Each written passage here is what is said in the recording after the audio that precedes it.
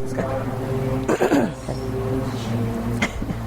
Taki chin sunam ki chola pinche sange chupasho chudang suki chognam la chanchu badu dakni kapsuchi taki chinche gipe sunam ki chola pinche sange chupasho chudang suki chognam la chanchu badu dakni kapsuchi taki chinche gipe sunam ki chola pinche sange chupasho.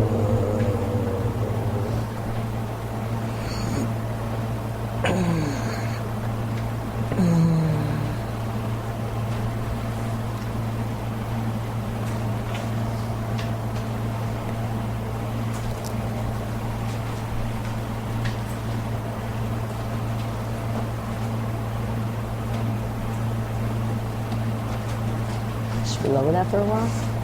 Should we lower that for a while? What do you think? Start low, go up? Stay high, go low, or go low? It's nice now. Yeah, so turn it lower. Do you know how to do it? Wow, you're out playing.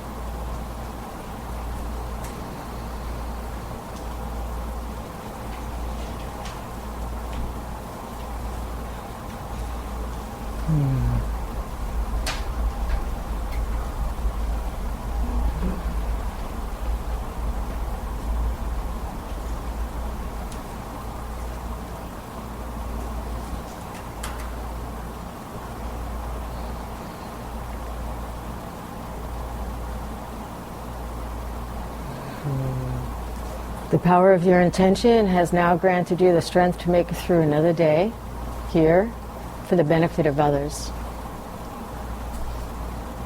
And you must know that it is the main reason why you were able to even come here today. Whether it was easy or difficult, doesn't matter. It's for others. I mean, it was for me. I'm sure it was for you. You're ready to take all the responsibility that you need, to do it, for the rest of your life. More than you've been doing, and you've been doing a lot. And may each and every one of you here, gain all the attainments quickly. So that you can truly give up your life for another.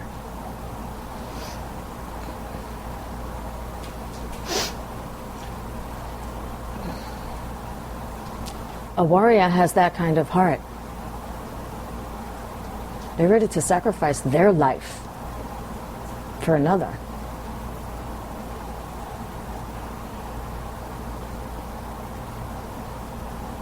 Wishing, just wishing the best, for all the people you know and people you don't know.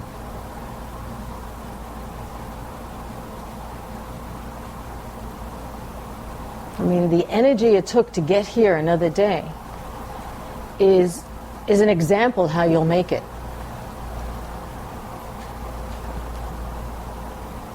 Acknowledge that. Remember that forever. Really, truly. Because there'll come a day when you should reflect on the power of your mind, that of what got you out of bed in this heat, in this, very short hours of sleep. And maybe not even eating the best meals that you could have this weekend. So the things that normally give us energy were not there. It had to be motivated by something else. Had to. Your virtue, your kindness. Maybe then you can understand that is what will give you life. It isn't those other things. At all. At all.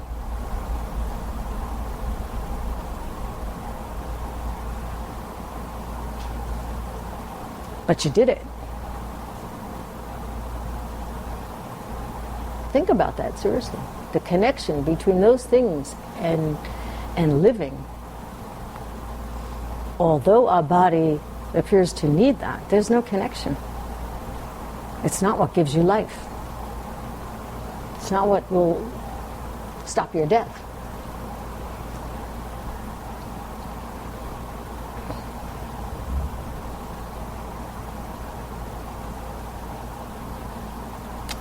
There's something very amazing about the energy that has been here this weekend. It's something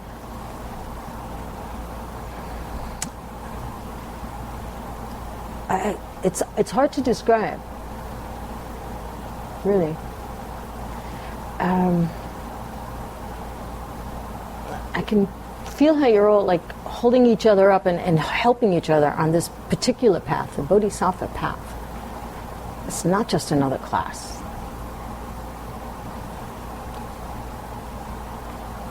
It's not that at all, at all.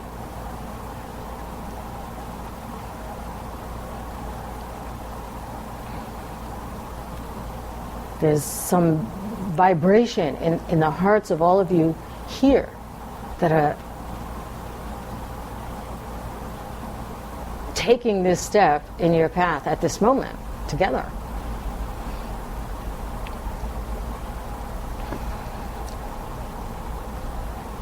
There's something that's passed to each of you.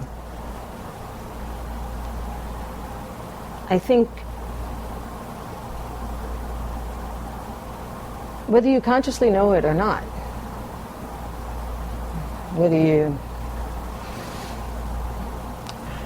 it's important to have that. I think when years from now, you have to reflect on that. But you're not alone in the world as a bodhisattva.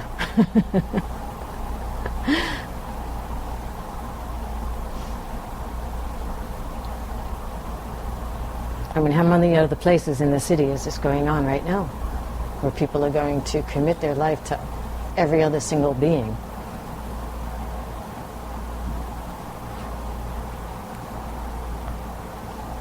Right?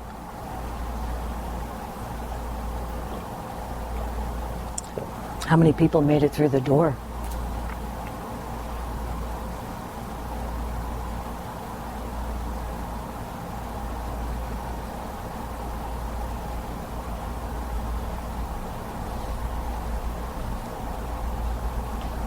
But it's also that kind of a connection in the hearts of all of you that actually keep the teacher teaching. These kind of things. These kind of things. Vows,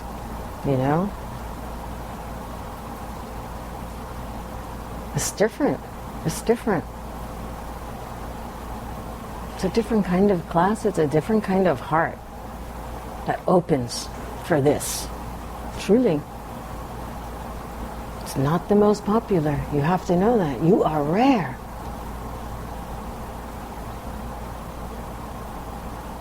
People wait. Put it off. You're ready. People don't even know what it is. You hear it. It's amazing. It's amazing. I don't know if you really recognize that. I mean, I don't know. I don't know.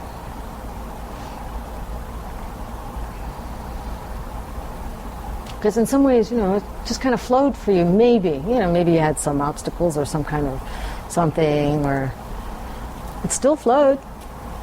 There was a, you know,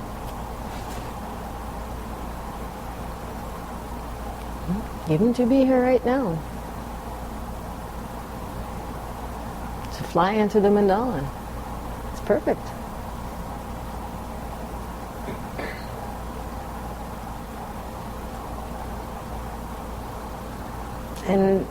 And I told you yesterday that you have given so much to me.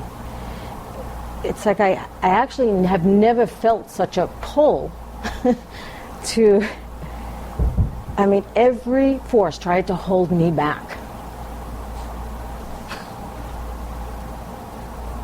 But your love kind of just like, and it's not your love for me, it's your love for others. That's what I'm talking about, just so you know. You know, it's your love for others that plowed right through that pull that was pulling me back. I mean, just don't doubt the power that you have, really, truly. I mean, because you need that power 1,000,000 times stronger to get through your life, to get enlightened in this lifetime. 1,000,000 times more than the energy, than the motivation that got you here has to multiply. And it will, because you'll have the vows, you see. It will. But not just having them as we spoke of, what you need to do. Okay? But, and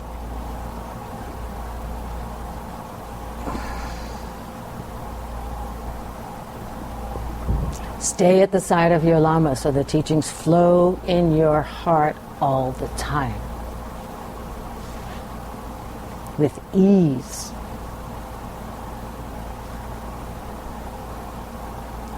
You know, whether they are obvious to your sight or not. You know, like you think you can't see them or something in front of you. They're there. They're there. You know? And I mean, just when I was about to stop teaching last night, I felt I couldn't go on another minute. I could see in your faces. I can see it. Every one of you. You had this wish. Not necessarily to sit there for, but there was this wish. More a wish to take action. You know? I could see the obstacles. I could see maybe the heat pulling you down, the thing pulling you out the door, you know, and stuff, but there was such a strong wish. But it was because the power of it coming together from each of you. Like you needed each other to have that be so strong that I could keep going. It's hard to explain, but maybe you can meditate on that and understand. It's like, no matter what the conditions were, the time was, what shape your body was in, you did it. And then you returned for more.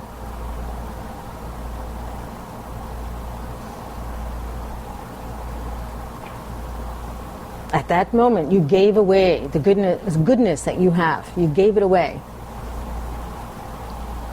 to each other, for another person, you know, in the class, to receive that.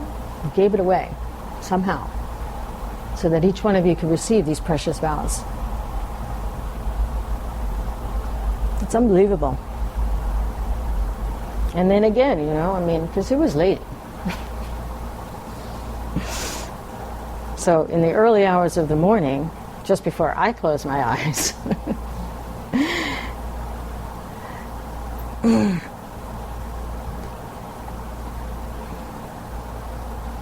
I can see this. It was very clear to me. I could see this circle,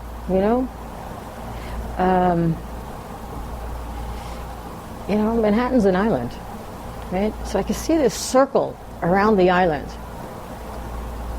of you, of all of you. And it was embracing the city like the river does. But instead of a river of the rapids that we spoke about the other day, the rapids of suffering life, instead of that river of those rapids of suffering life just uncontrollably, pushing you through this suffering life, you were riding the currents of the water, defying even death itself. You were rising above the pull of the waves. Those waves that turn that wheel of life, of suffering life.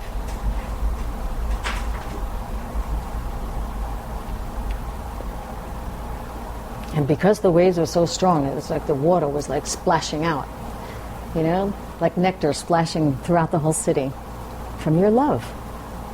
It was beautiful. It's actually very, it was like, because it was hot. I don't know, it got hotter at I don't know, I'm not going to tell you what time. So I could see, it was splashing, and it was just cooling everybody down, all the fire of their mental afflictions. Just around, circle around. And that's a lot of people to give love to. And it was just you doing it. You can do it.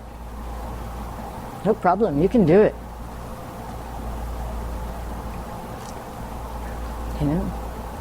This is your mandala. Whether you live here or not, this is your mandala. This city. It's one of the holy places of the channels of your body.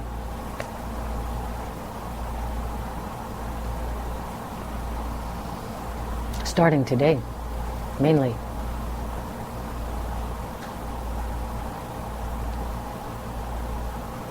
It's the mandala you created.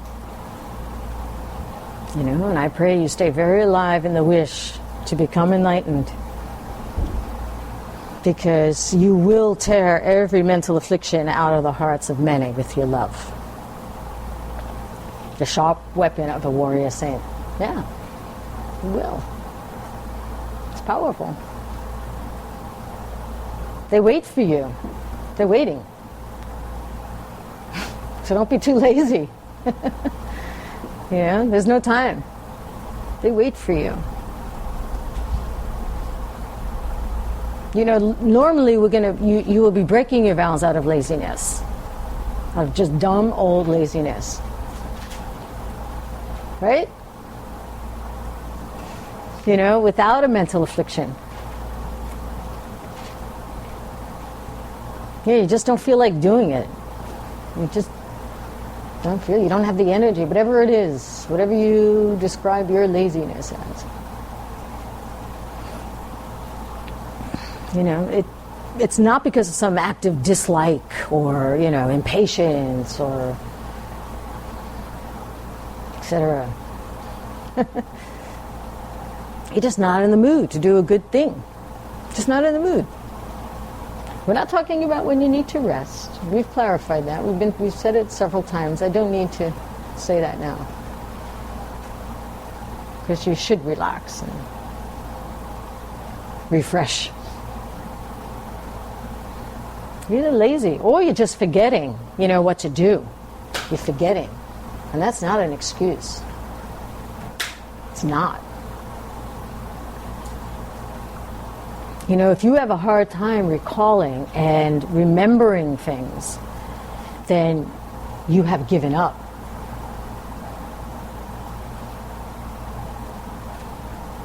You've been defeated by your doubts.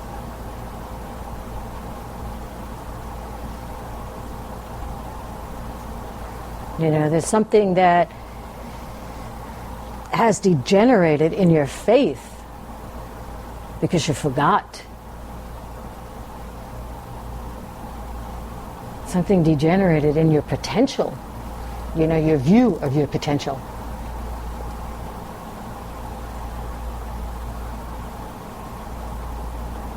Your understanding of emptiness of your own body and mind has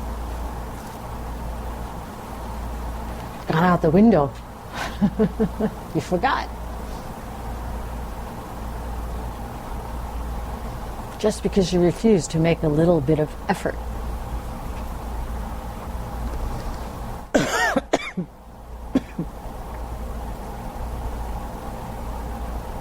And often,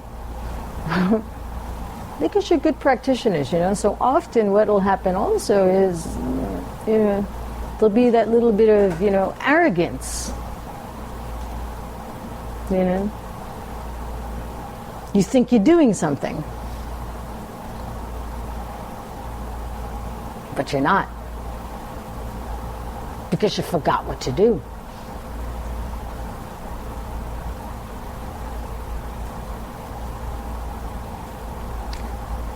You have to take the time and contemplate the teachings that you've heard. You have to take the time to contemplate the teachings that you've heard.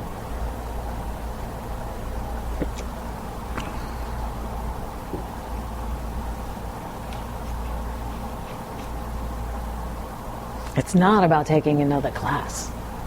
It's not. Rejoice in the classes. But it doesn't mean you need to keep filling. If you don't contemplate, it's just going to be like, where's it going to go if there's no foundation?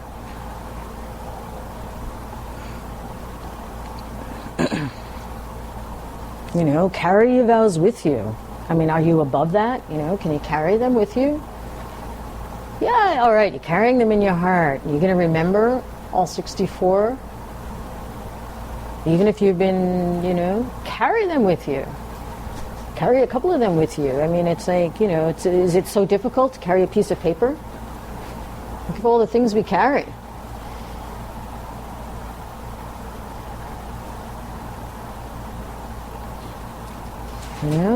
I mean, a little piece of paper to remind you, of beautiful, holy ways you could live. Just stop in the middle of your day. Just stop. You just try to, you stop, you see the eyes of your Lama.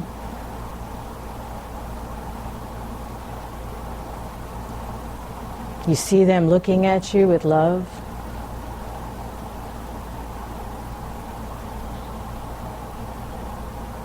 Especially when you don't have the strength to fight through a mental affliction. They will help you. And you do your vows. You confirm your vows again.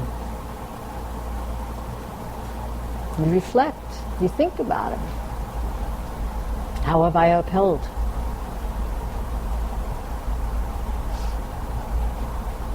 These great ideals that I can carry everywhere I go in my life.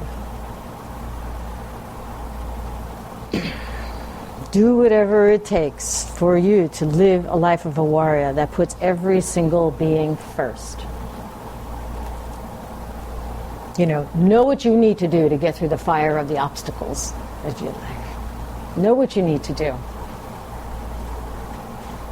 Because those obstacles are just trying to burn your virtue. They will burn your virtue if you don't put them out quickly. It distracts you from your practice, so they get bigger and bigger and bigger. Your practice gets smaller. See, it just happens that way. The virtue is already diminishing, burning.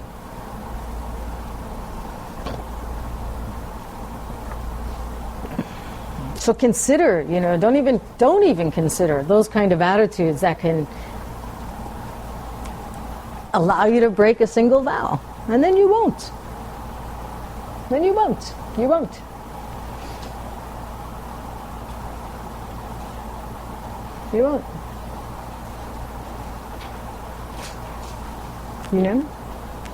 Have no desire to hurt a single single tiny little being.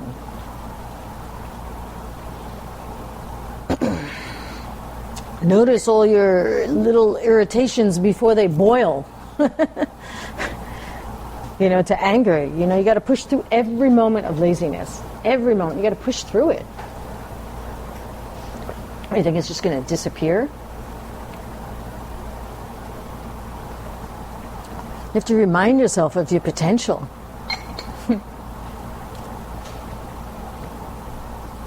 Those states of mind will actually occur when you lose a respect for the Bodhisattva ideal. You don't honor it. You don't count it as very important in your life. You just don't take it seriously. Then those kind of things will start popping up.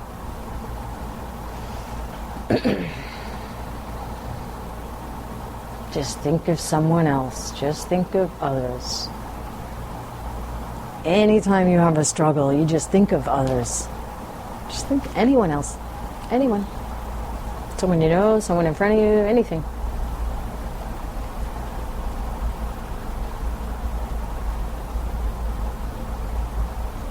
The focus will shift.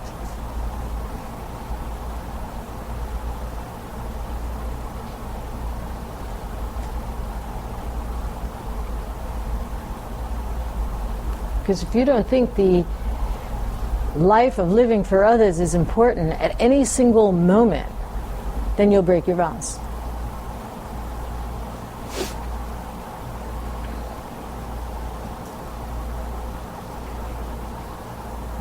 If you have any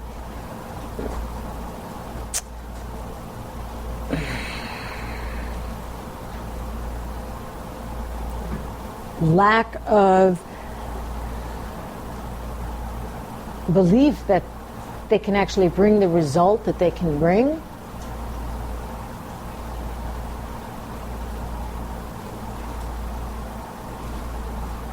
then you won't do it, right? Every action you do is based on what you're going to get out of it, pretty much. You take a drink of water because you're thirsty. It's going to quench your thirst, you think. You know? You might think the vows are kind of interesting and stuff. Well, that's a start. You at least think they're interesting. That isn't a bad thing, but it's not going to be enough.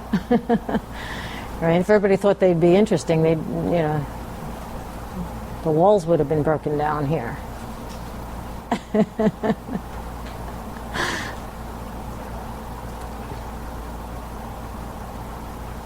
But if you make just mild efforts, then you're going to one day kind of just roll over before you get out of bed and just wonder why you're not happy. Why you don't even want to go anywhere. And you're going to think, I've been practicing, I've been studying, but I'm not happy. I'm not happy, I'm not happy. You think, she's not happy, he's not happy. See what happens. I'm not, it's not working for me, I'm not. You can cry forever for yourself. You do it, we do it. Just think of someone else.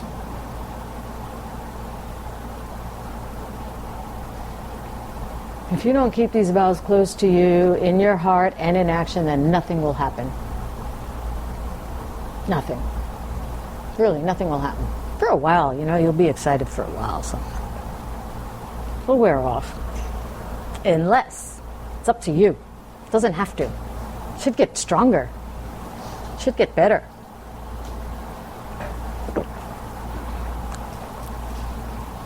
You know, if you're not sweating it out every day in your war against the things that destroy your peace of mind, you know you won't advance spiritually.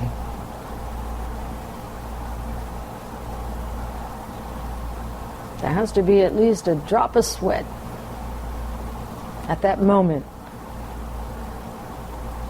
when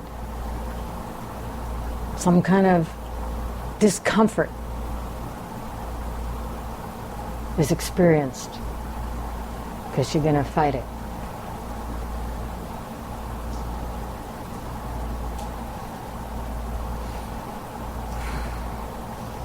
Otherwise, you won't have the incredible realizations. You won't be able to see all the angels around you that are helping you.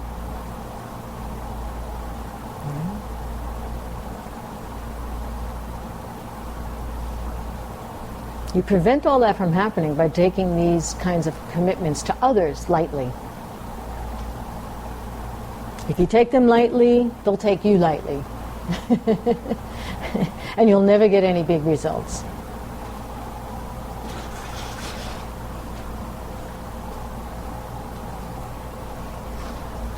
You know, you won't break your Bodhisattva vows if you go out your door in the morning thinking with the highest goal in your mind. I mean, as soon as you put your foot down from your bed, or even if it's this far down, as soon as you put the foot there to start to walk, it's for others.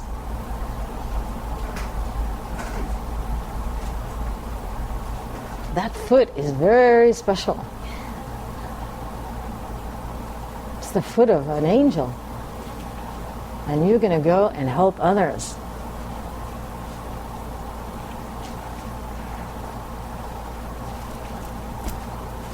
You can't go wrong. Your day won't go wrong.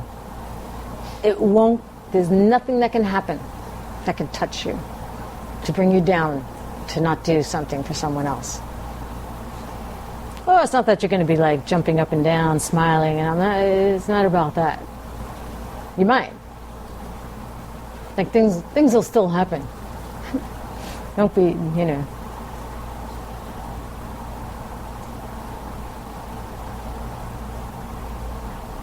But it won't matter. In the same way.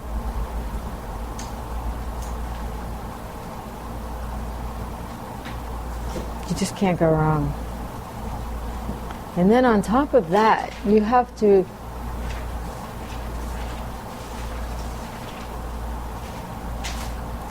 to open the door to not see the suffering and to see paradise. Well, then every movement forward, you should be serving your Lama with your devotion. And then that other door to paradise will open. Because they'll take your hand and just take you there. They're trying to. You just don't see the hand half the time.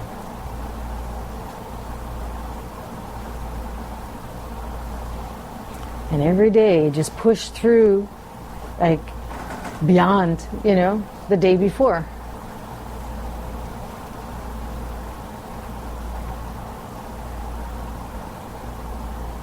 And just be wise. Know when you're lazy. Know when you're full of doubts. When your mind is foggy and distracted. Then refresh. Review your Bodhisattva vows. Check your worldview immediately.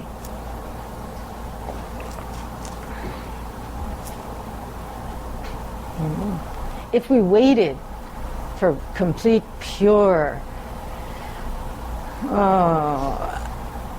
undistracted, single-pointed motivation and love for others to do what you need to do,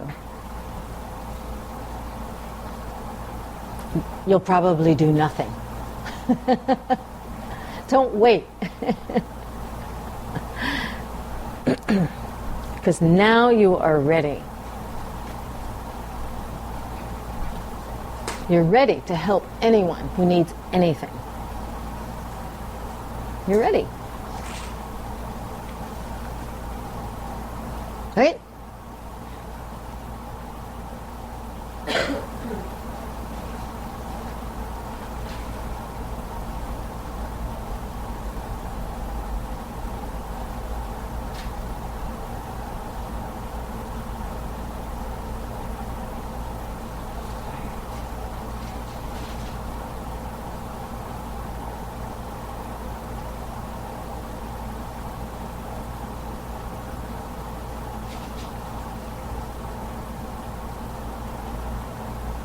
Where is he? What number are we up to? 33. Well, those were the couple that I kind of clumped together. No, really 35. I smushed a couple together last night as at midnight was rolling.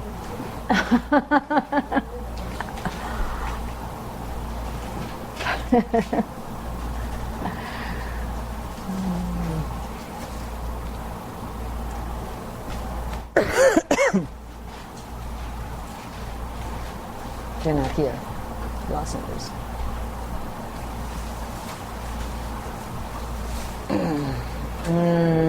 Later.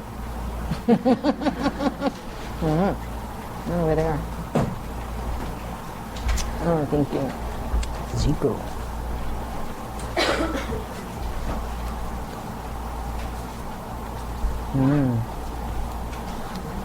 I'll drink it later for lunch. I need a lunch.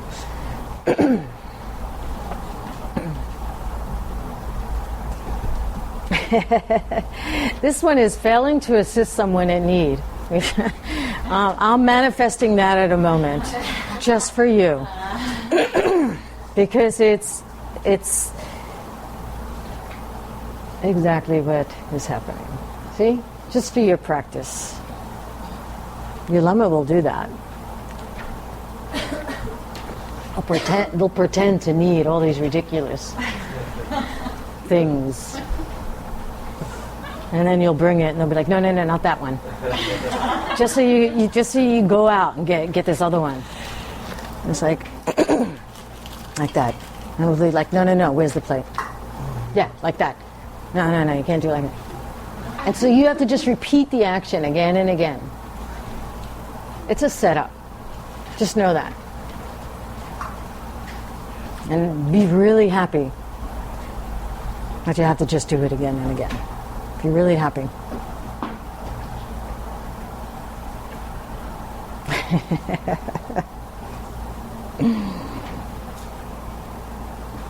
And then one day, when you're just ready to lay down and have that beautiful, after that beautiful vision of seeing you all around the island,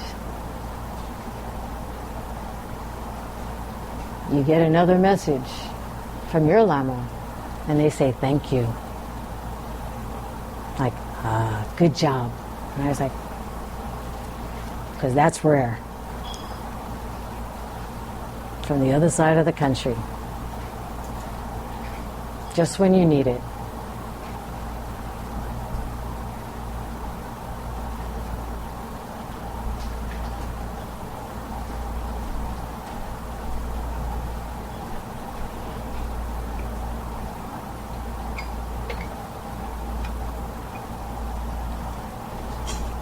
Failing to assist someone in need.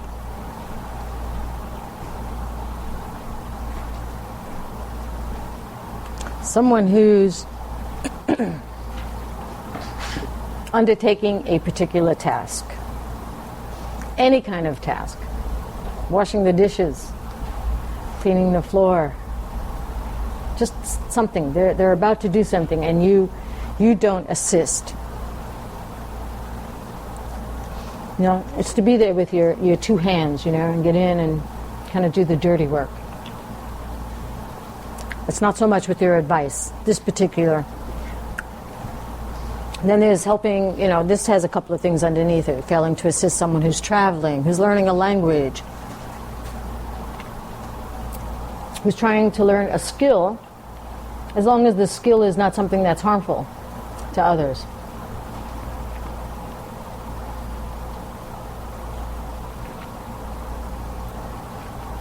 Failing to assist someone who's about to lose their belongings and stuff like that. But you shouldn't risk your life for that.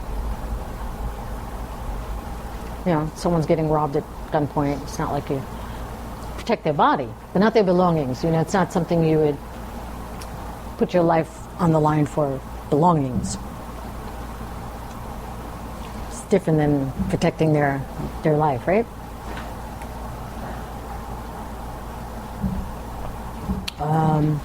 Someone who's trying to fix a split of a group of people.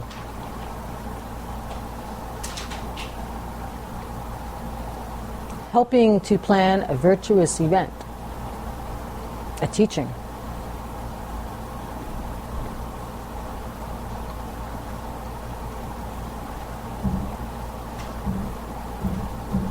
Of course, someone who's also doing some virtue, assisting your teacher. Any virtuous act. Someone who's doing virtue, helping a lot of people, and you help them.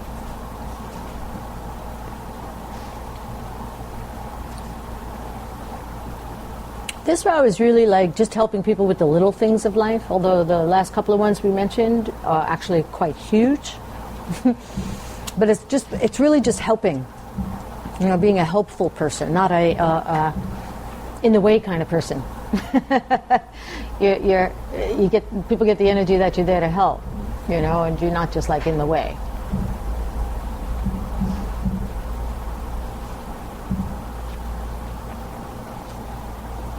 And they say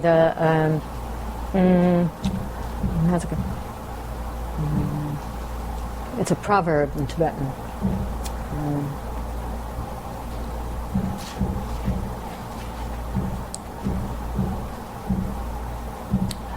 Many hands are like gold, but when many people are giving advice, is like poison.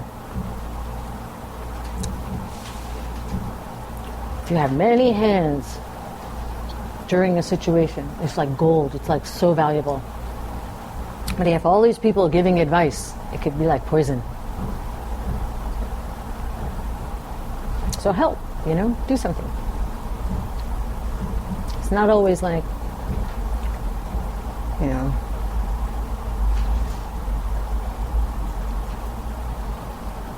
the exceptions. You're sick, you can't. You agree to help somebody else at that time. I mean, they're very similar. You're engaged in something which is more important spiritually. It's very, it's similar to the ones we went through yesterday. You can refer someone else to help them. Doesn't mean stand around there and just delegate, all day long, and you go home and do nothing. It's because you were going to help in another way. Or you got someone more capable than you to do it. Because that could really mess things up. You say, I'm Bodhisattva, I need to help with my hand, just start doing a job that, I know my limits, When the wall starts breaking down or something, get someone who can do it. Don't be so, I gotta help, and then, you mess up the whole, made more work for everybody. Because you insisted on putting up that shelf that just fell down after you.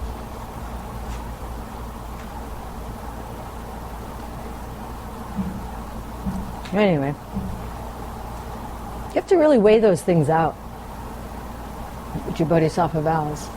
The perfect time to do what the guideline is.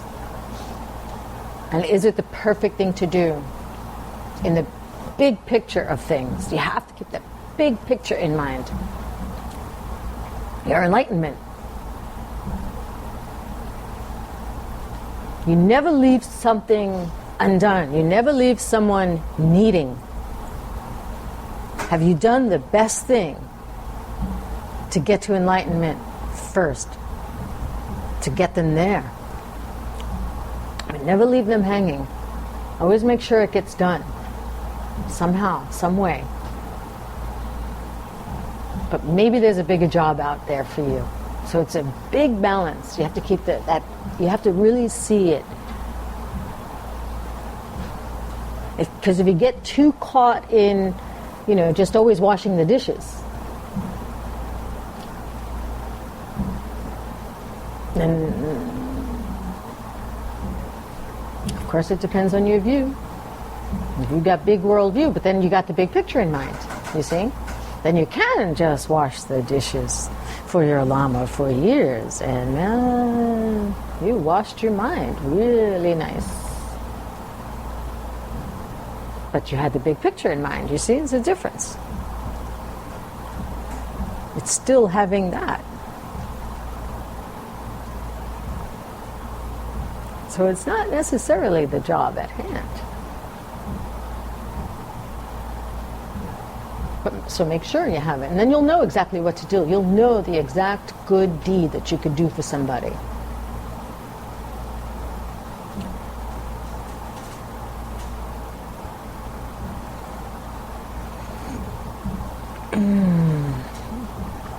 Failing to serve the sick.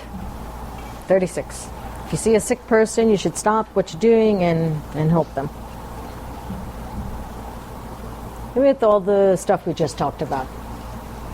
You know, exceptions, things like that. Failing to remove suffering. And this specifically is if suffering, I don't think there's any suffering like blind, handicapped, someone's very weary from traveling,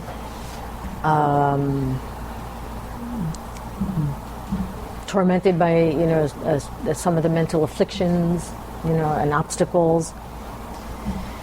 They're full of so much hatred, you know, or something. They're suffering because at the hands of someone else, you know, someone's really tormenting them.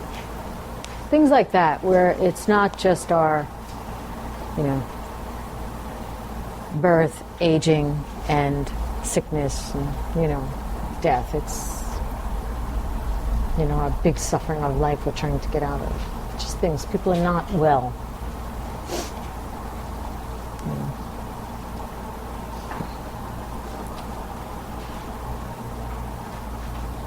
Failing to give good reasons to those acting in a dangerous way.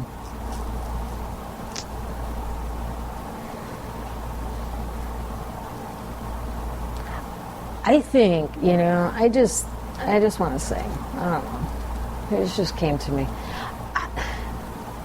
Please, please, please don't be a judgmental, critical, arrogant, I'm a Bodhisattva person.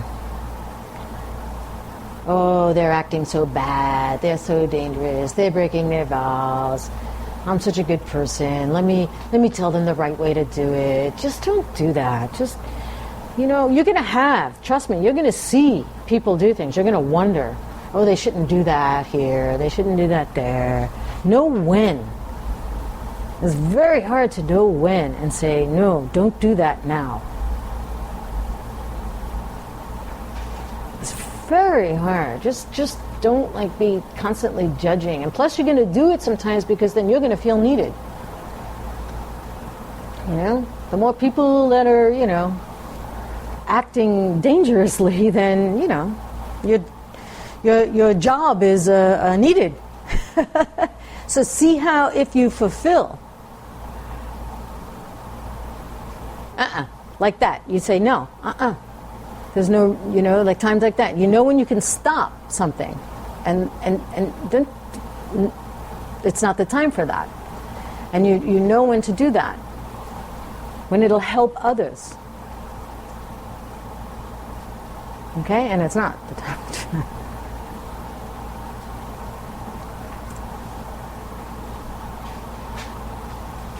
And that only takes practice of knowing.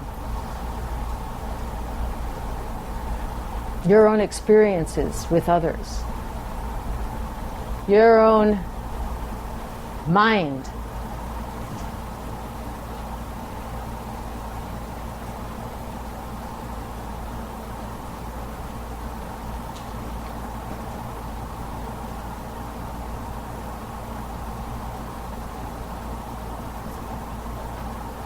Needless to say, if you don't give reasons to those who are acting in a dangerous way, you could break the vow. So, but really check yourself. I just have to say that, because I think it comes up with a few of them. We talked some about them last night, too.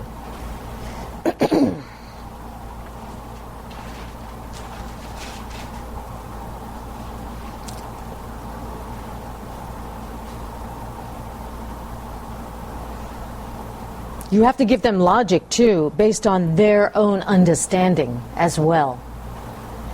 You can't go and give some logic based on your understanding. It has to be from their understanding. You see them doing something dangerous and you tell them this whole philosophical view of karma and emptiness, and they're just looking at you, and then, it's like it just makes them jump even further.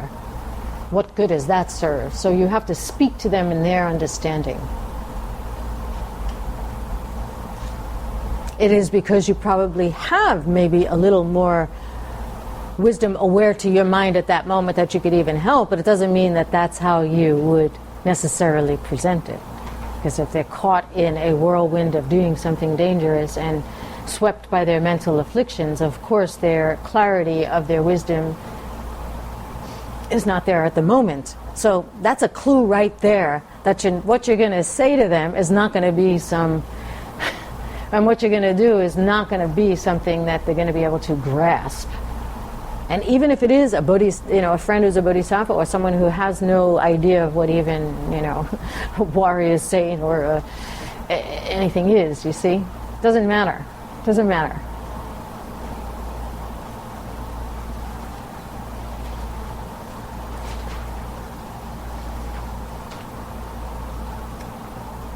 It has to be clearly logical and fitting to them at that moment. And the more wisdom that you have, you'll be able to do it. You'll say the exact perfect thing. Perfectly. Because you're there. You're there at that moment. You think it was just by chance?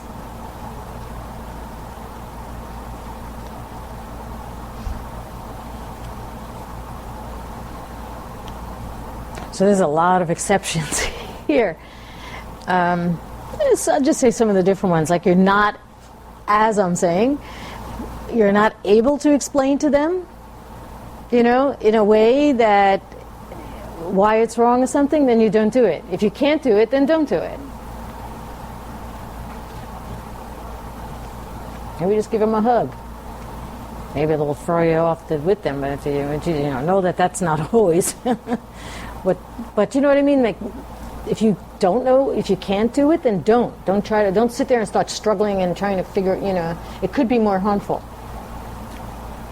There's something is not clear in their minds, and if you come off with this unclarity, it's just like it spins somebody even more.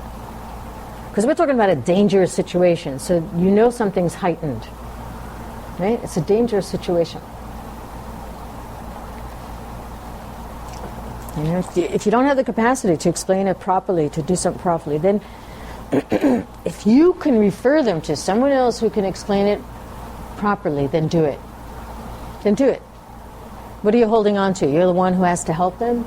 It's got to be you?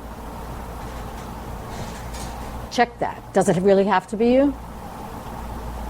Maybe not. I like that, because I think we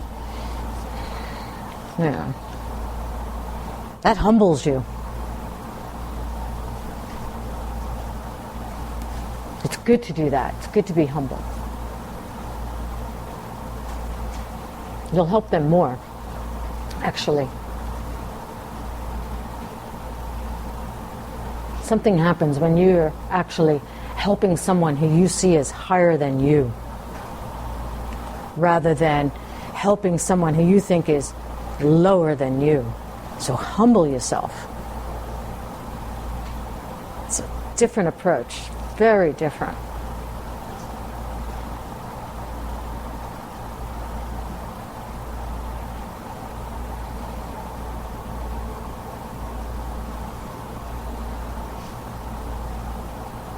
And then also, with that in mind,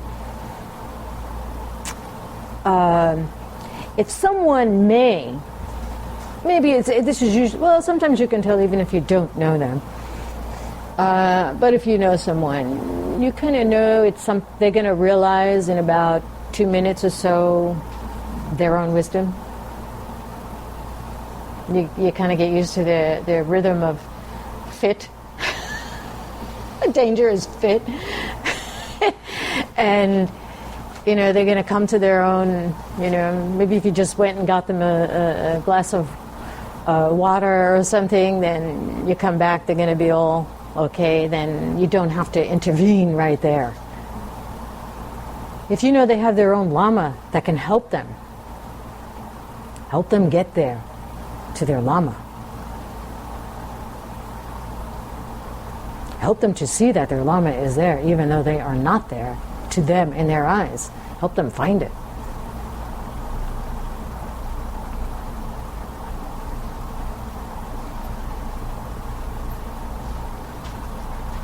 And here's one that, we're always doing to-dos, trying to help people we don't like or we're having problems with and things like that. You'll try to make extra efforts. But in a situation like this, especially when they're in a dangerous situation, if they don't like you, don't help them. You'll know. You'll know. Because if they, even you have to feel that they hate you. They dislike you. You kind of disturb them. I don't know if you ever experienced that. Of course, it's your perception, and all that. But you know what I'm saying? But because they so much have a dislike for you that they might do the opposite of what you're saying. Or they dislike your ideals. So you try to tell them something we talked about yesterday with the smashing of the little creatures, and they'll just do it.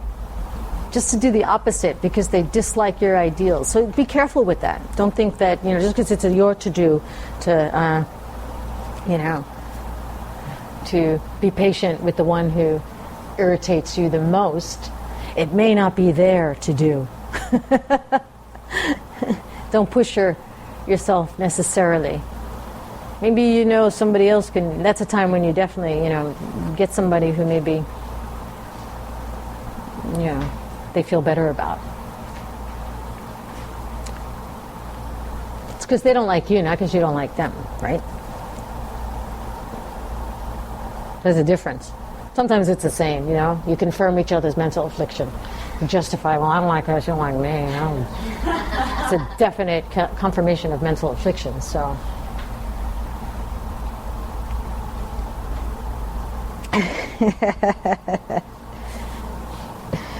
Yeah.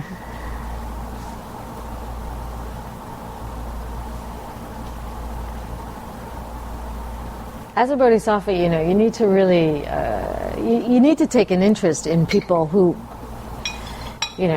are collecting the causes to suffer. So you're always looking at the suffering that's there. It's harder to look at the causes for suffering. Because what they're doing now is going to cause them future suffering. This is what this vow is somewhat addressing. But by doing this dangerous act, or by responding in this very heightened moment for them, they're going to cause future suffering. Really.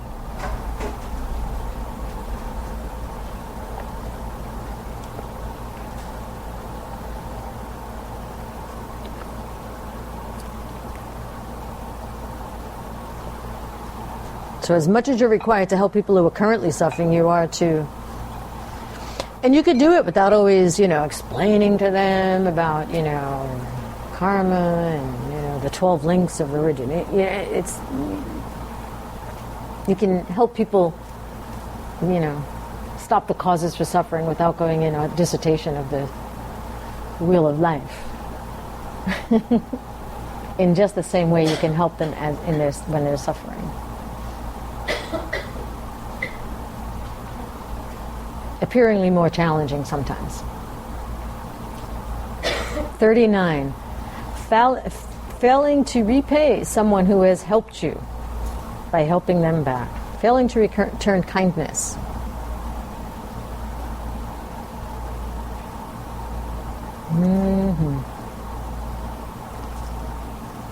You won't do it Because mainly you won't do that because you won't, at a time when you don't even see that someone did something kind to you. You won't even think that what they did was kind. So you won't even have the chance to repay. It'll just like, sometimes it just goes by.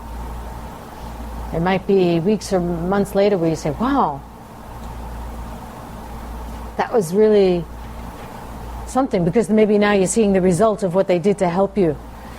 You know, we take many acts of kindness for granted. You know, and then there's the, you know, of course, if it's an obvious they've helped you, then it's easier to understand, you know, your mother, your lama, your brother, your lover, your this, your that. But general kindness. Keep your eye out for how many people are really, truly helping you out there. And repay them.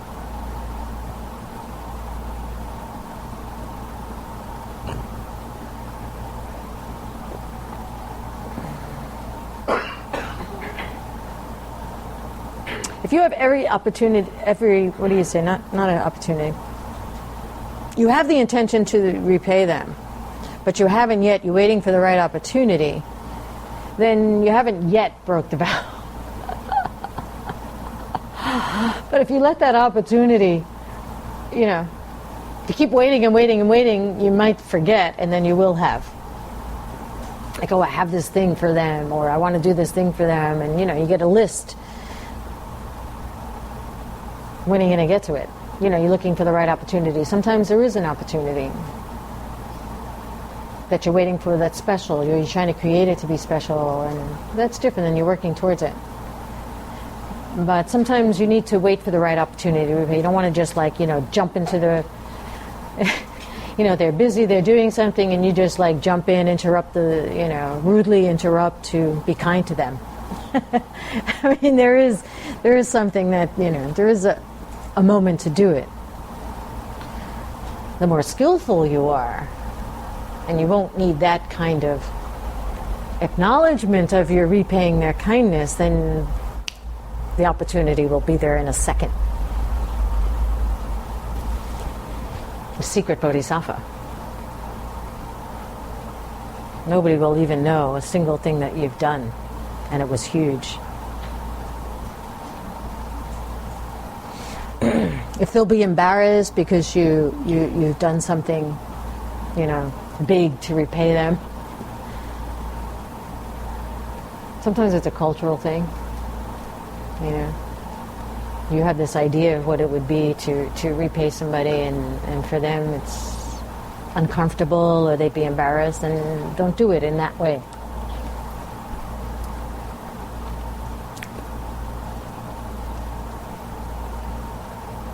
Failing to dispel another person's grief. 40. Someone who has lost someone or something that is dear to them.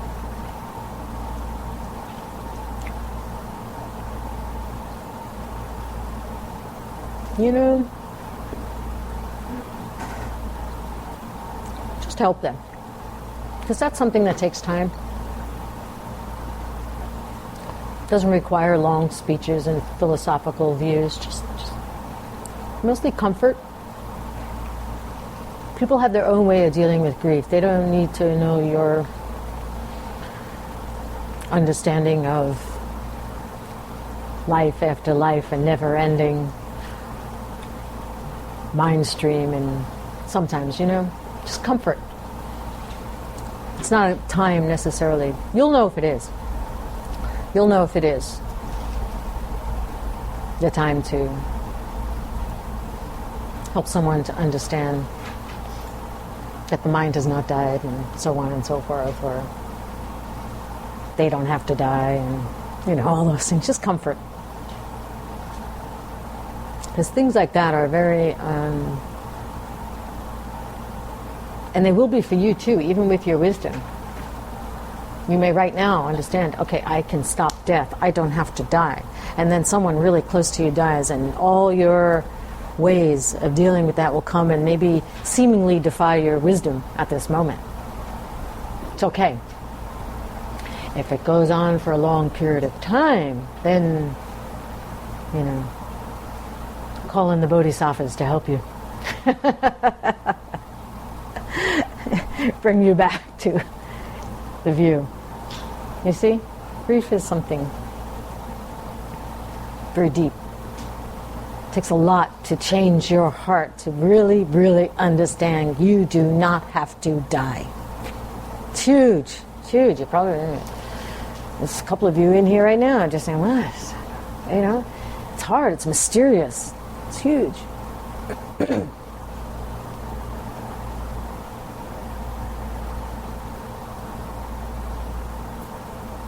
That's true. I can tell you that. It's true.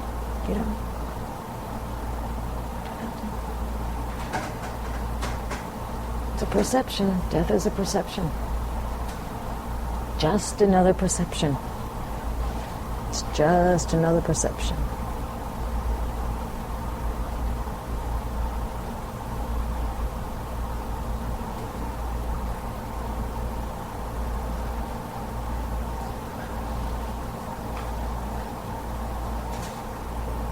Failing to give money or other material things.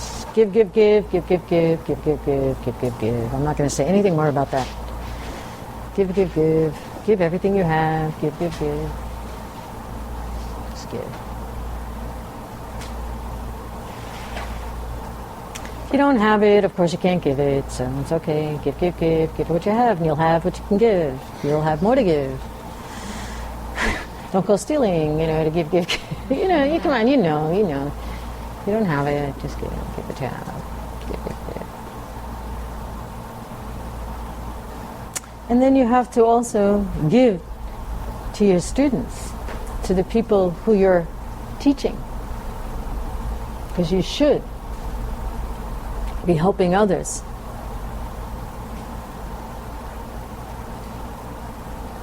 Even if it's just that one person that's ready to hear.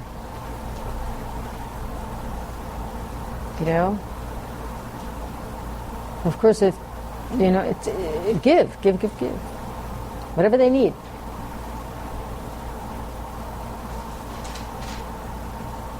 Of course, you're giving what they need spiritually.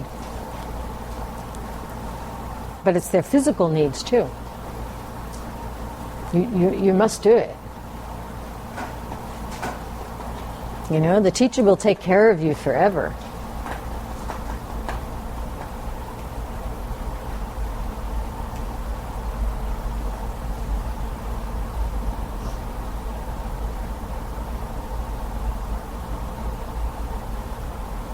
It's your responsibility.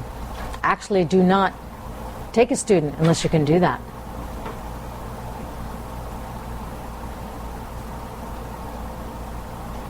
If you're not prepared to do that.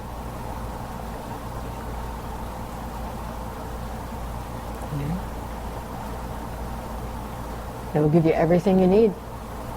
Physical, mental, spiritual.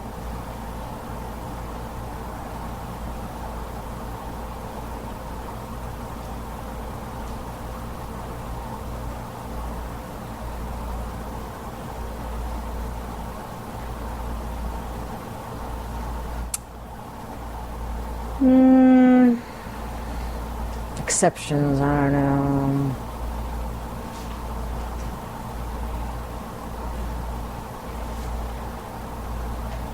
I don't know. I mean,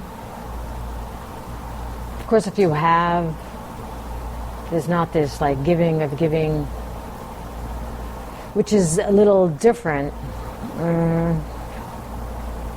I can't say. Open your heart. I suddenly felt this thing. I can't say that.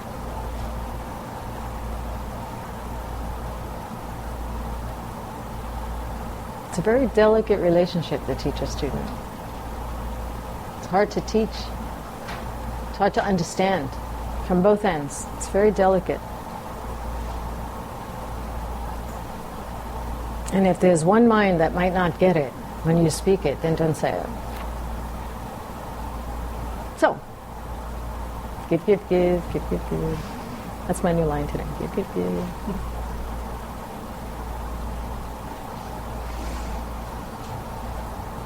Failing to get along with someone.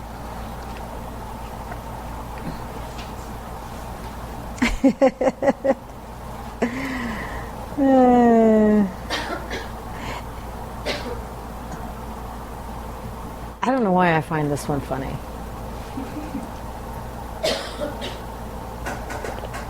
I mean, you know, these Bodhisattva vows, I mean, Lord Buddha, make sure you get along with people. I mean, it sounds like something, you know, your grandmother would say or something. I mean, it seems so simple. Just get along with others. You know, but it's this high Bodhisattva action, you know? Like, don't worry, just get along, keep the peace, you know? I mean, it seems like it could be so easy, you know, but they have it, you know, number 43 here, you know? Failing to get along with others. You know how much easier our lives would be if we would just get along?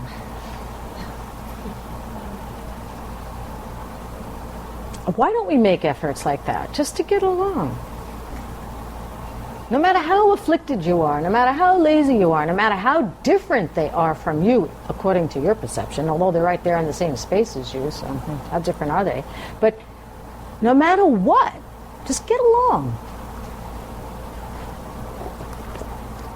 Why do we have to not get along? You know, what's the big deal? What's wrong with even getting along with someone who's in some other, across some fake line? What's to get along? You know, what's not to? I mean, I don't know. It's just like, in some ways, you do need to watch that. You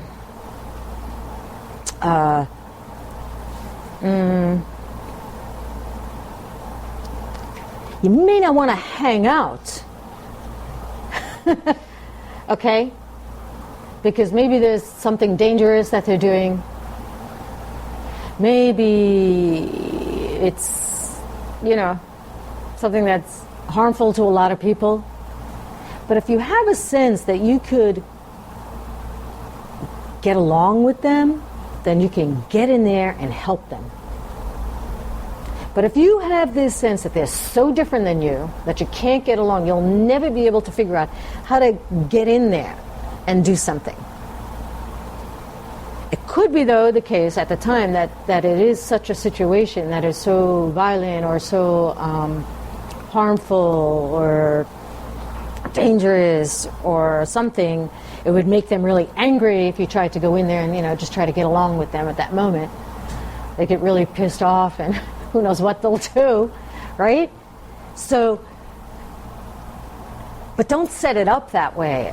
Kind of think, well, how could I get along with that? Be strong enough in my heart to get in there and one day do something.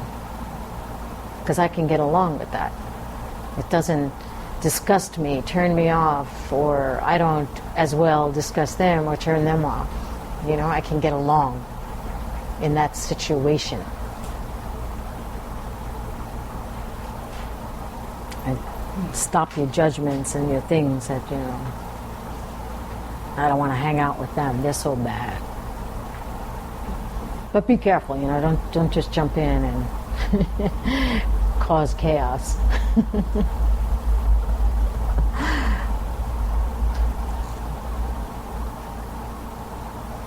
Because you shouldn't do it then, at all.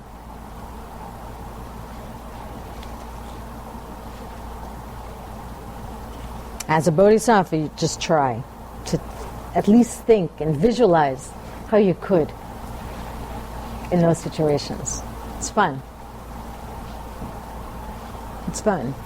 Because sometimes you actively can't at that moment. It needs a lot of meditation on it first. Because something has to shift in your mind, in your perception.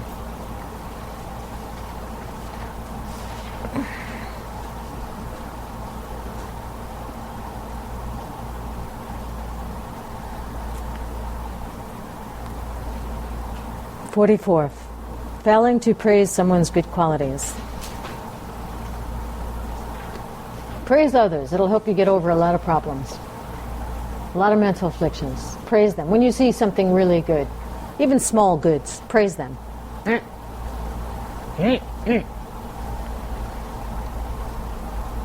It's very useful, to just admire someone for something.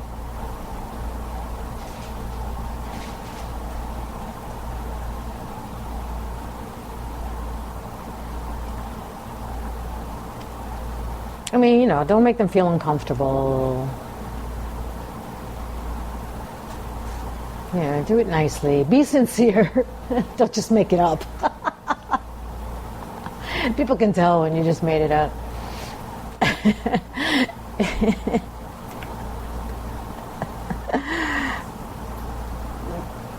I mean, not required. I got to keep that vow. I better go out praise somebody. And you just make it up. It's not going to work.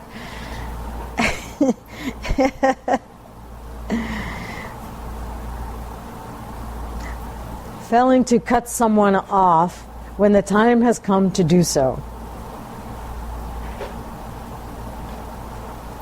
Similar to what we were talking about before. In some ways this refers to if somebody came in here and was really, really disruptive, you can tell them to leave. You can cut somebody off because they were going to be harmful mostly to themselves for collecting the bad karma of doing something. But if they were going to interrupt something that was very virtuous or something,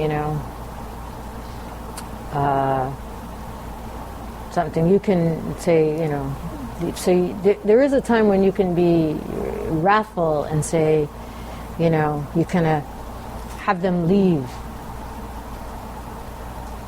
You cut them off from having harmful ideas, having their harmful acts hurt the ideas of what's happening there at the moment. It's a very, as a Bodhisattva, you're required to do so. But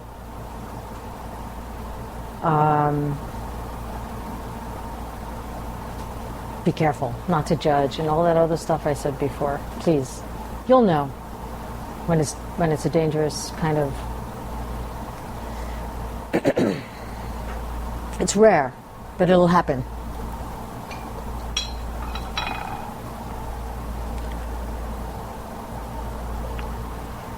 And we have a whole list in the Vinaya when you can actually tell somebody to leave the monastery. It's a long list of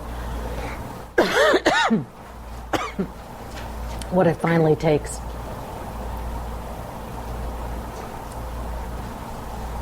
So don't be so sure of yourself that it's disturbing. Is it disturbing you? Or is it really disturbing, many?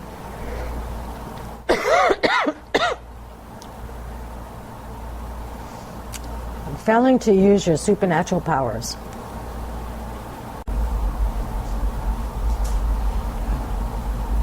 Be very careful what goes through your mind today, please. Be careful what's going through your mind. I can feel it. Stop the words from coming. Okay? Stay very focused. I tell you, it's been a real big pull this week. You have to know it's coming from you. I'm just manifesting it for you. It's good. It's bringing out your love. It is. But it's like there's a lot of muck or something there. Everyone who's here now, even if you were not here before. It's huge. It's a big job, a bodhisattva. Don't take it lightly, it's a huge job. I think sometimes maybe you're under the impression, oh, it's a class, I can take it, it's like just another Dharma teaching. It's big. And that should excite you. not scare you. That should make you want to do it more. That should make you want to uphold. Living for others is the most important thing you can do, and how difficult it is.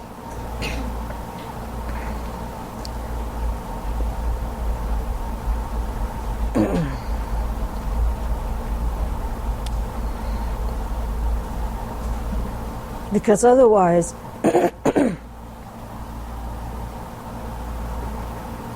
not only will you ever reach the stage of this 46th vow, because this is the last one, you can't even get me to the last one here. It's like, still, it's like, no, come on.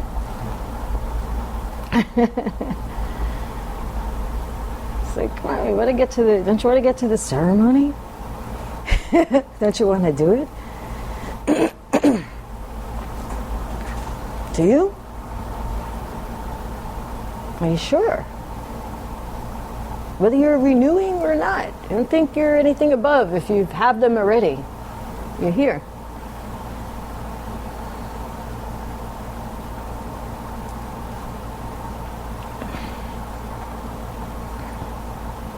But this is failing to use your super normal. I think I said supernatural before, which I thought was pretty cool. I thought about it as I was there. I don't know if there's a big difference between supernatural and supernormal.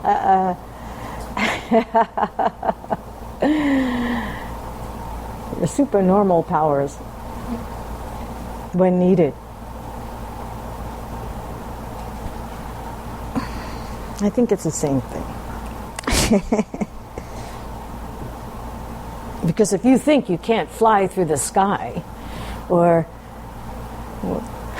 Superman's in my mind, but you know, to a single in a single leap. What's what? You know, they proclaim all his supernatural in a single bound. You can walk on water. You can do these things. They're not really any incredible. You don't have to be enlightened to do those things. You don't. You can do those things and use them for no good purpose, and then you lose it, the ability. If you have the motivation to help others with such an act, then here it's saying that you, when needed, you don't do it. To reach tall buildings in a single, that's what it is, right? Come on, help me on. Scale tall buildings. No, to reach, no scaling, he jumps, huh? Faster than a speeding bullet. Yeah, faster than a speeding bullet. How's it go? Able to reach tall buildings. In a single bound, huh? We had that guy like Spider-Man last. Guy climbed. No, Superman. Superman. Right. Well, this guy climbed it though. He didn't leap it. No, this one's leaping. In a single leap, right? Single bound. Hey, more powerful than a locomotive. How does it end? Come on. That's it? Freedom, justice, and the American way.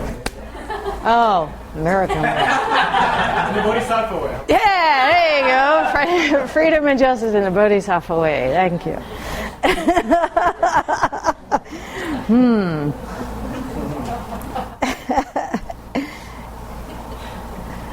It's that. It really is that, actually. When you need to, you have to do it. Right? And he was a secret Bodhisattva. Right? Nobody knew. I'm happy to not. Yeah, it looked the same. You just take the glasses off.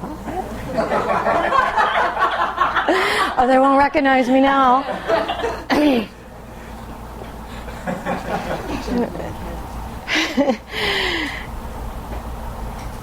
But they didn't, because it was such a... And you'll be able to morph like that, actually. You know? They won't recognize you. Unless they need to see it. And you have to know when someone needs to see it. if you have reached a point of having these kind of cities, you know. You have to know when, if you have the power to do a miracle, you do it. If it's going to help someone, not if it's just going to show off your,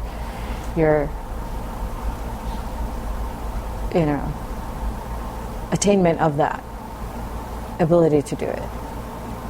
Because it could be real. If it's going to, if it takes turning water into something that you can walk upon because it's going to help so many people for so many years, then you do it.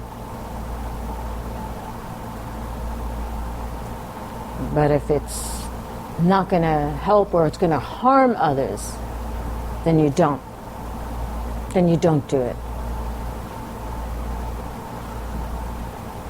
If you can turn a brick into gold to help others, to have some faith,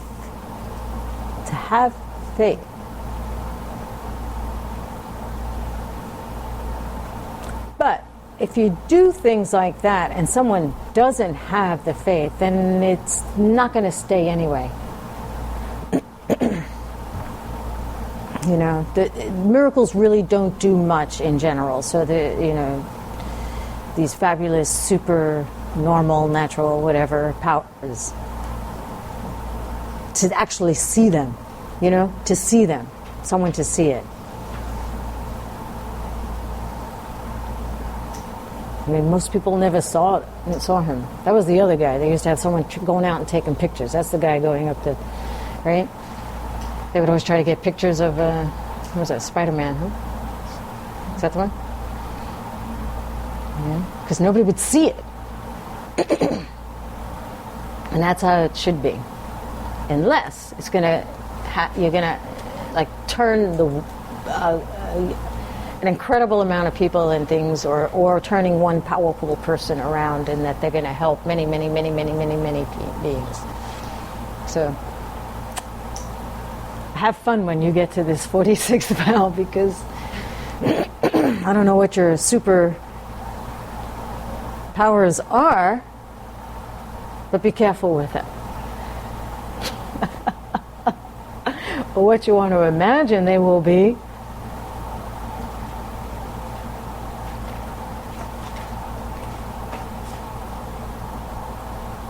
Know that you actually do have a tremendous power to help others. And once that really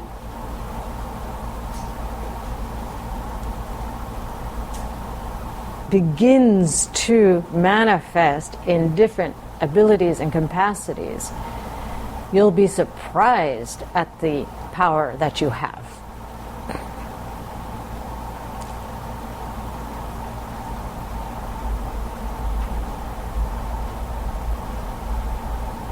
You'll be able to do, one act with 1,000 arms and help so many people.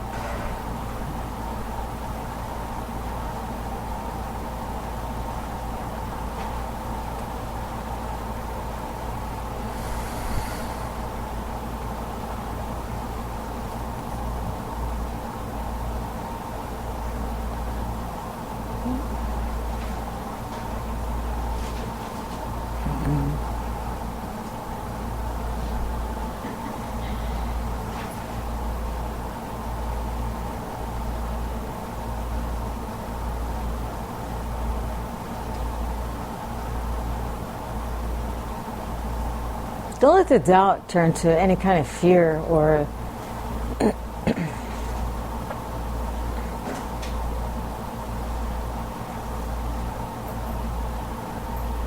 maybe fear is the wrong word. I don't know.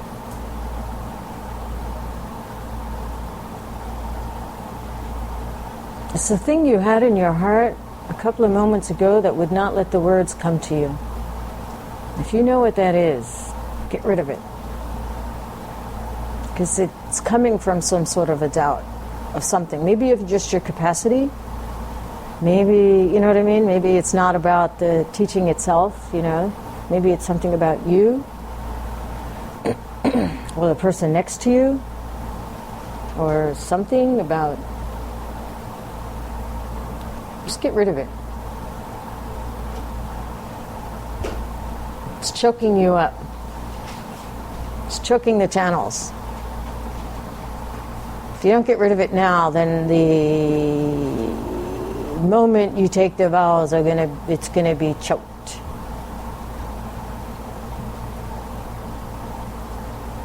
So I really want you during the break in between to clear that up with the meditation, with I don't know, something. Thinking. Don't talk so much, maybe, about it. Keep quiet, keep to yourself, you know. Not to yourself, but keep in yourself, even if you're engaging. You know, keep it really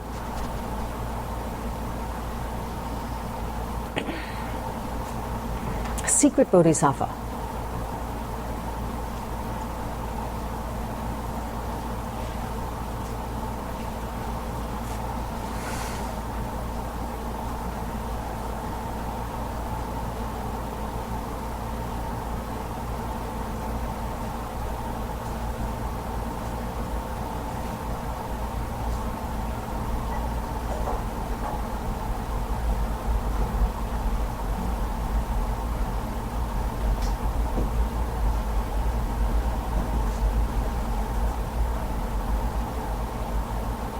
If you respect the speech of the enlightened beings, then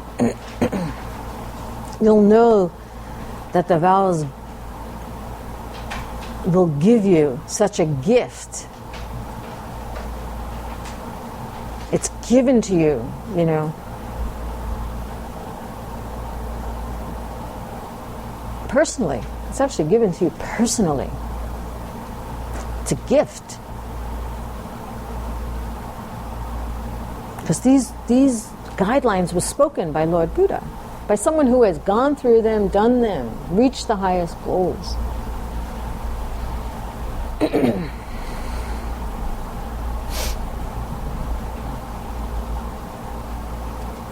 If you maintain the view that it's coming from those who have practiced and done it and succeeded, you know, it's hard because, you know, it's so hard to see those who have the result. It's so hard to have that view, you know. It's really, you know, it's hard to see that someone actually right in front of you has reached that place when they manifest all these human, crazy, quirky qualities that reflect you, but still you're seeing them, right? It's really hard to honor that, you know, to know that, because if you could see clearly the result that it will give you, then you wouldn't have the same things going on in your mind right now. You wouldn't. Right? You see that someone's trying to sell you a product, they show you the before, the after. I want that. You know, there's something concrete they can show you. So you go for it. But when we're talking about reaching a place of a light body, but you can't see one, you can't really touch one, then it's hard to go for the goal. Right? But it is there. You just can't see it. You're all clogged. You know, it's knotted, your vision.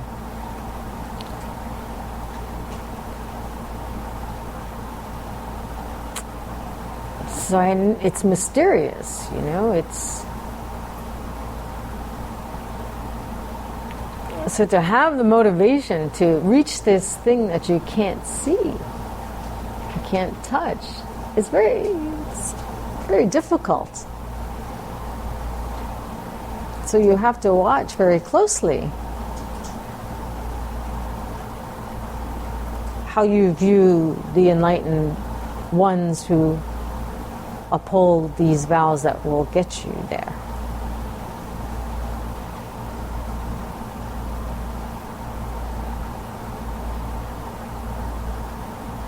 I mean,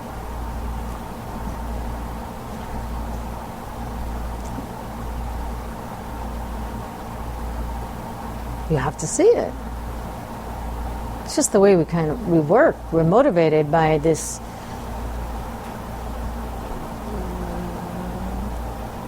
You're motivated by what you're going after, and if if you can't identify what it is, then how are you going to go after it? That's the hard part, really. Because you would follow him like that if you knew exactly that it would get you, 150 pounds lighter.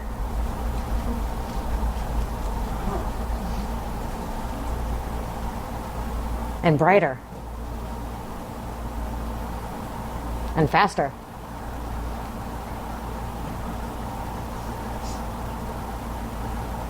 In a single bound.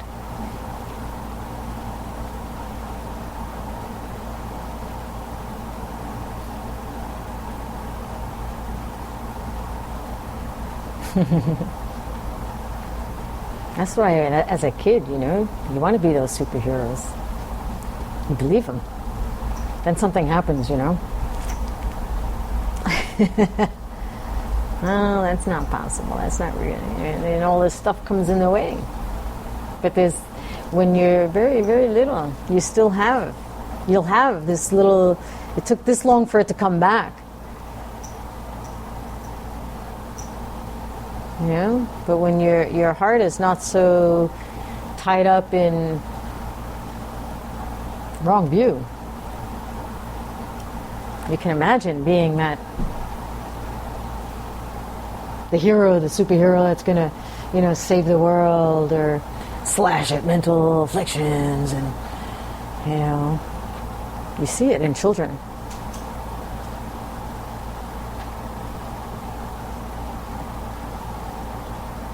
You are a child of the enlightened ones still, and they will really take notice of you.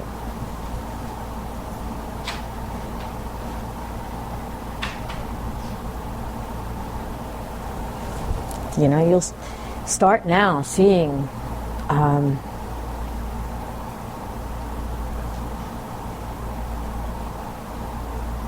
yourself as that. So you need to find one who you believe has attained the results from following this. So, it helps with your motivation a little. That's how we function. How much do you really believe that giving your money away is going to get you all the money you need? How much do you really believe that? If you really believe that, you wouldn't spend the hours you spend going to work. Because that paycheck does not match what you give. None of us.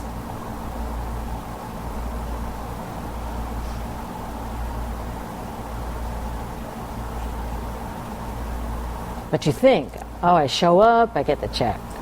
You think that that's the result. So you keep going. You keep going, you keep going.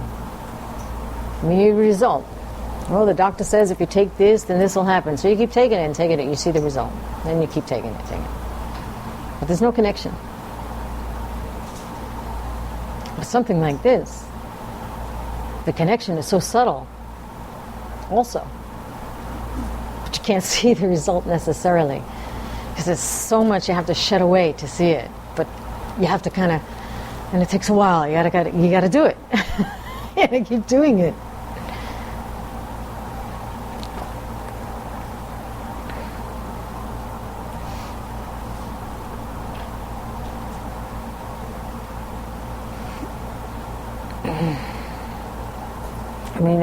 Respect the vows is one of the most important possessions you'll ever have. Ever.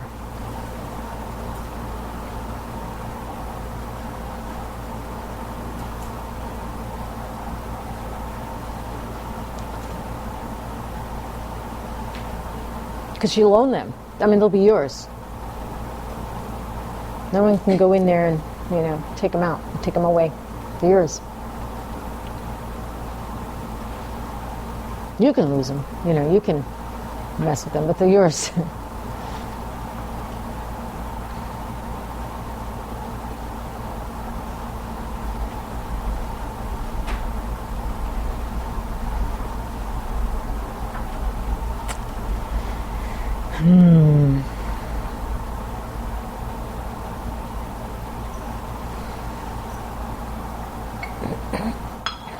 Oh, it's all hot now.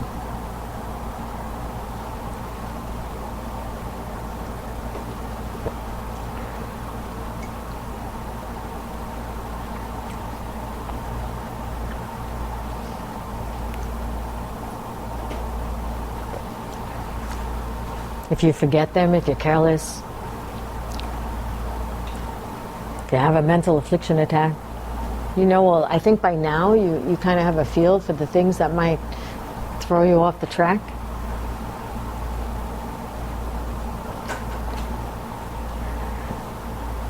But at this point, what's left for you to really understand in your heart is that maybe it's how important you're going to see that they are. And that's what's going to be difficult, because you're not going to see the result like we're used to seeing that kind of, the goal, the result. It's a very hard thing to show, because it actually takes the virtue of doing the acts of a bodhisattva to see the bodhisattva in front of you helping you. So it's really difficult. Really, so it's to keep striving for that place that you will get to. It takes that action to start seeing the beings around you who have reached that point.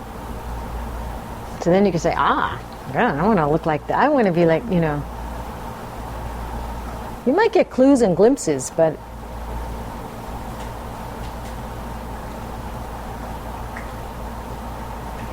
you wouldn't do half the things you do if you kept that pure view in your mind all the time. If you really saw that the one in front of you is an enlightened being already, you wouldn't do half the things you do in relationship to them. You wouldn't. It's impossible. If you were sitting at the table with Jesus and talking to him, can you imagine what you would do?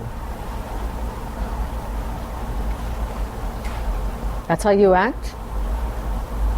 In front of the angels in front of you now?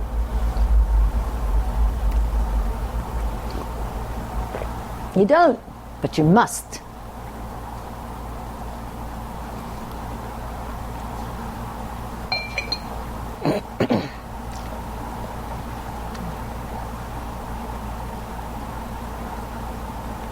That will give you the imprint of you to reach the highest goal of being that kind and to follow what they teach you. To be that, you have to have some sort of imprint. So you have to feel it. It has to be alive for you. It is not just a painting, a statue, a thing. What? Are you bowing down to gold and cloth? Sure, it's a photograph. Sure. Much rather to talk to them, don't you think? Sure, you can see the tear come from the eyes of a statue. Sure, you could.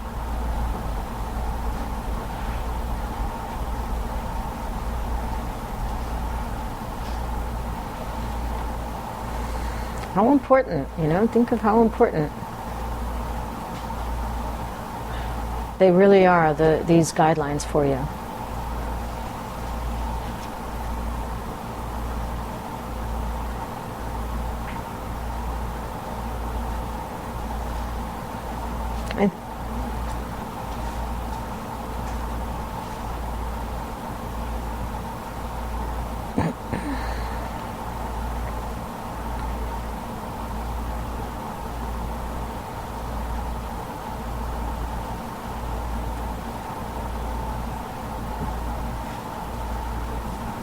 I'm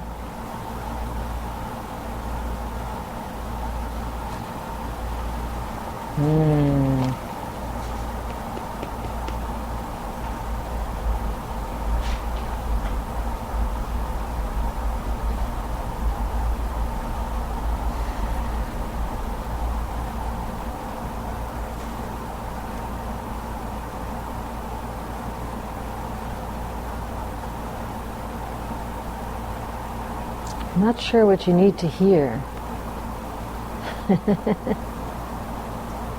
What do you need to hear?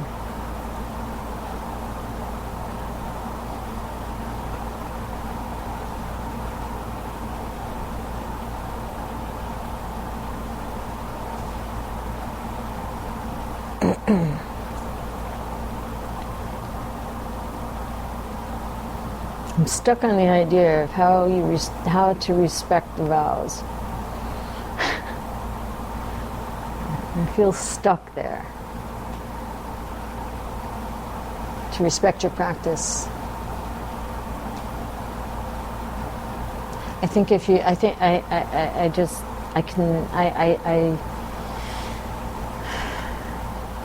if you don't respect the practice, then it's just going to be this huge thing that happens. How can you generate that kind of respect for the wisdom all the time? How can you keep it going? How can you keep it going?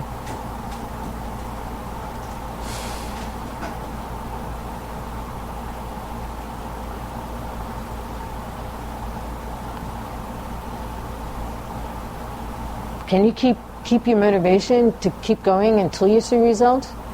Or do you stop because you're not seeing anything? I mean, how good are you at that? Just know that personally right now. How good are you to keep going with that same kind of energy and the same kind of excitement you have, as much as you have right now? How much can you keep that going before you know, because it'll take a while to see a result that you're looking for. How strong are you to keep that going? How? Because I'm telling you, it'll just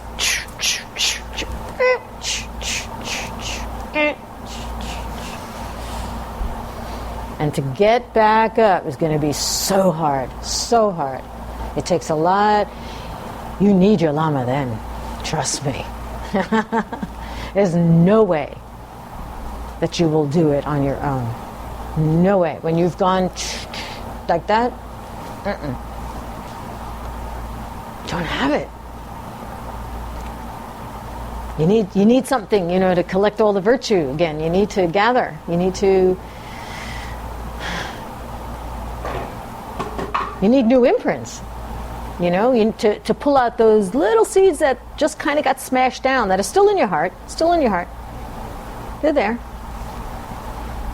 But you want them to come back again up. How strong are you?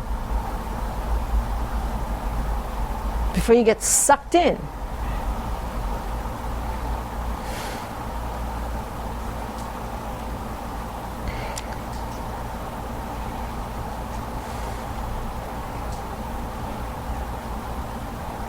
Because honoring them actually comes from receiving some benefit from them. It's so difficult. So work really hard now, because you'll see a little bit of results of something. You'll see it. And then, you know, you can refer back to that.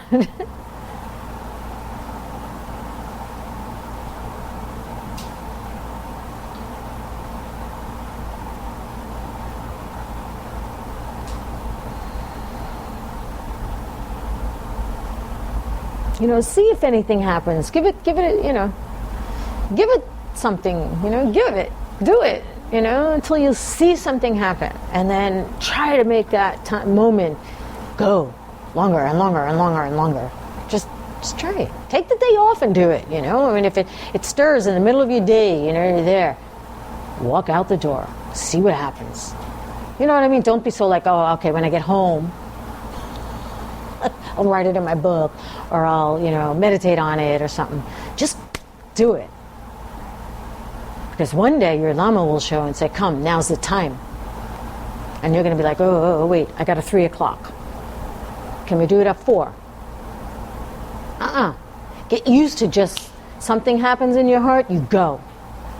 Don't hesitate, because it's so hard to keep it going. Something will come and say,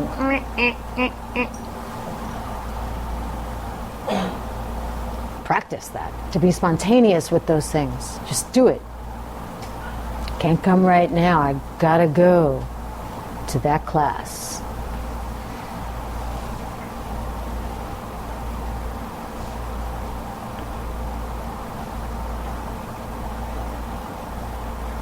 Something happens. It's amazing when that happens, actually.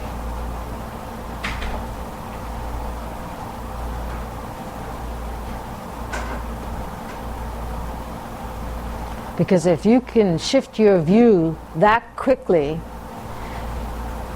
to show up, or to extend that bliss, to extend that kindness that you just did, then you are working faster to change your perceptions. You see, you're not being pulled down by your old perceptions. You're working towards being able to, just appear spontaneously to help others. Something is happening where you're able to shift quicker from this to that, in your mind. It's not like, okay, I'll do that later, or, there's something that happens. And you'll just be able to arrive there without any thought or anything. So it's an important actual seed to be planting.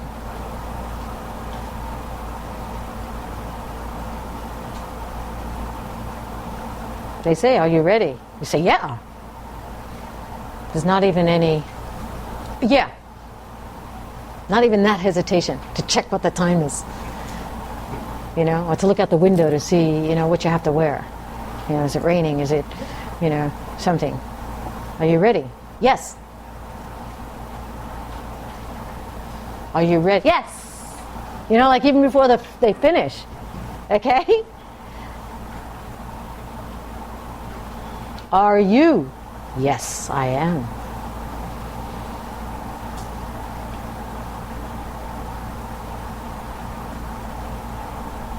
Do it now. Do it for other people. Help each other. You're going for enlightenment. You want to make it quick. You want to make it quick. So let's do it. Okay? You ready? Yes. Yes. I will do it. Yeah. Now. Okay, let's do it.